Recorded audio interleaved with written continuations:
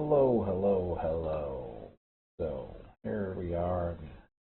Get that old Lenovo out of the way. It was clogging up my desk there. Had to move on to this new project here.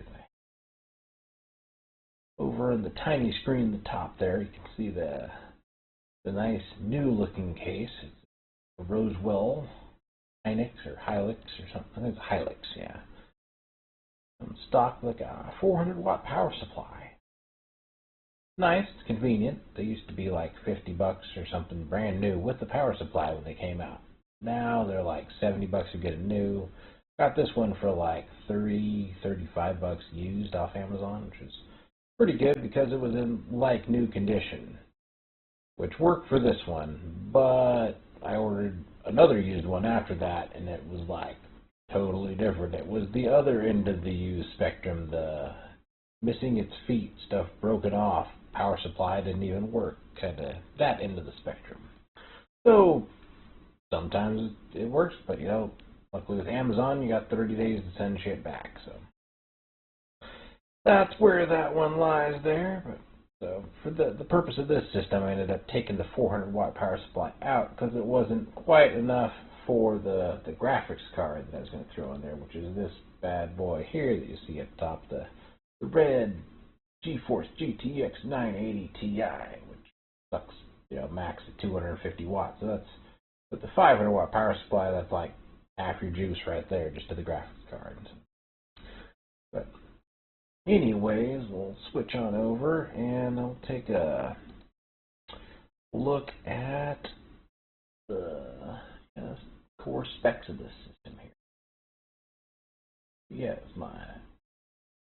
this is how I listed it. It's a budget gamer. i7-4770 with a 256GB solid-state drive, 500GB hard drive, 16GB of DDR3 1600, and the GTX 980 Ti 6GB. Then the upgraded 500-watt AVG power supply. New. Then the like new MicroATX case we were already talking about there. Anyway, looking over at the pass mark here, this is the average of what people see, the average test rating you see for the 4th gen i7-4770 here. It's got at least it's got a single thread rating that's above 2,000. Because anything below that, and your CPU is not gonna really push your graphics card to play, perform well. That's like kind of a minimum threshold. If it doesn't score over 2,000 on pass mark, I'm like, I couldn't stick that in the game. That's just kind of joke city there. Just a big fat joke to stick something sub 2,000 in the single thread. But anyways, here, when you look at the i7-4770 here versus some other newer stuff, it's kind of similar to the Ryzen 3 3200G, getting scoring right in the same little nook there, and also the i3 9300 average CPU mark. I'm sure the i3 9300 probably beats this out by a decent bit on the single thread, because they're getting up there with the newer stuff where it's definitely up into the 3,000 range, at least the high 2s. They're usually getting on the single thread. That's not even with the overclock. Anyway, see, looking back to the video here, I got the motherboard in. Check back in on that. Power supply in. Got the motherboard in. Getting closer to getting the system dialed out here. But yeah, and that's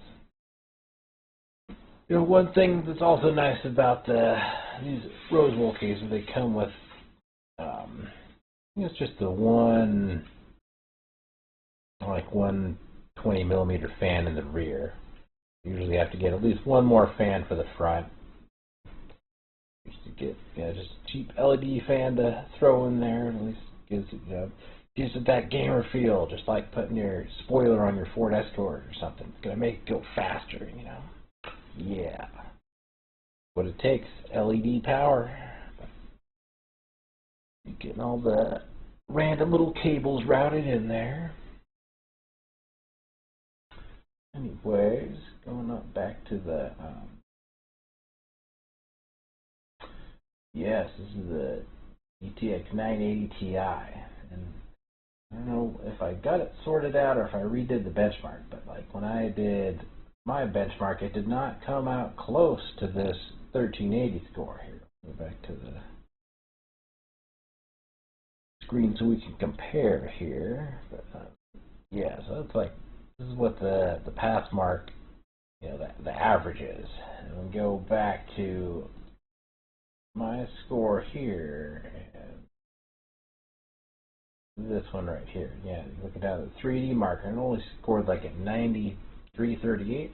And I'm not sure why that is exactly. It's like it was just bottlenecked by the CPU, and I don't know if I reran it, but yeah, unless like I might have not had the turbo boost turned on yet in the BIOS, and might have corrected that later.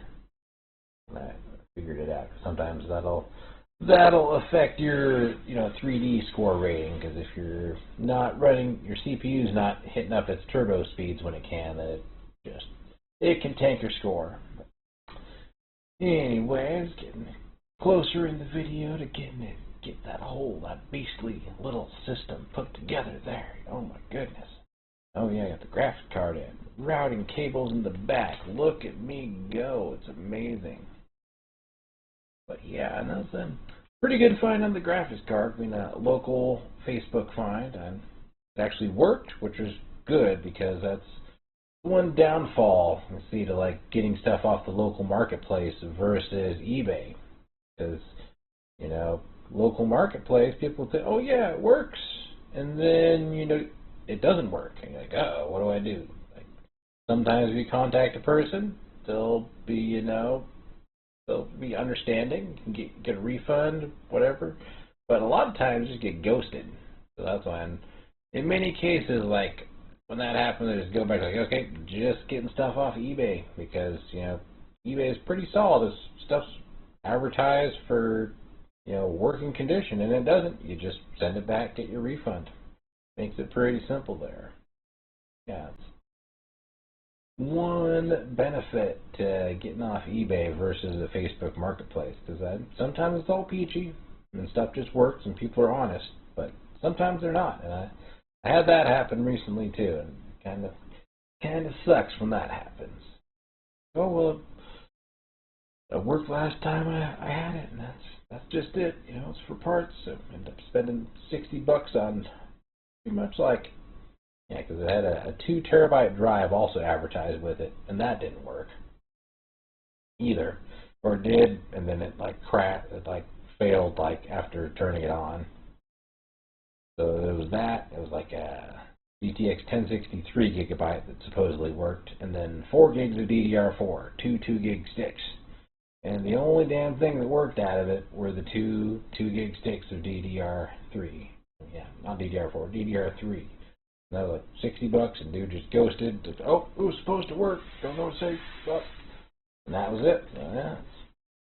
So the next graphics card I got was off eBay. It was like off auction for like $66 or something. It was like the GTX 1660 Super. It works great. It's in an upcoming video here, so we'll look at that. Not the next video, but the video after that. Got a couple of backlogs here. I've been sitting around waiting to get this video cranked out.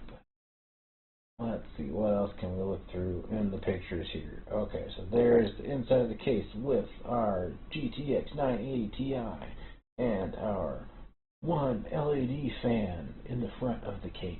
Yes, look at that. Another view.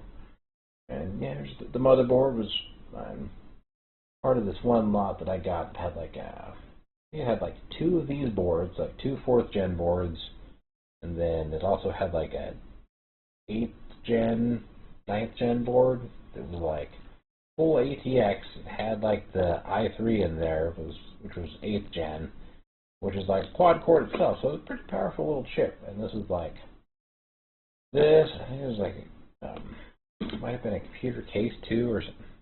Yeah, I forget all that was in it. It was like a giant CPU hoard that I got for like 60 bucks. It's one of the better deals I've got, you know, locally on the marketplace. The golden goose, they might call it. Anyways, here, look at me poking around down in there, trying to see down to plug the little bastards in. Like, should have I done that before I stuck the graphics card in? Probably. But after you get it in, do you really want to take it out? Yeah. Get some needle nose pliers or something to, you know, articulate down in those tight spaces. Turn on a flashlight. Make it happen. But see, getting a lot closer to getting this set up here. It's getting close. It's almost there. Practically there. That'll be the thing, like when I do get done, will the lights turn on? Will the system actually start?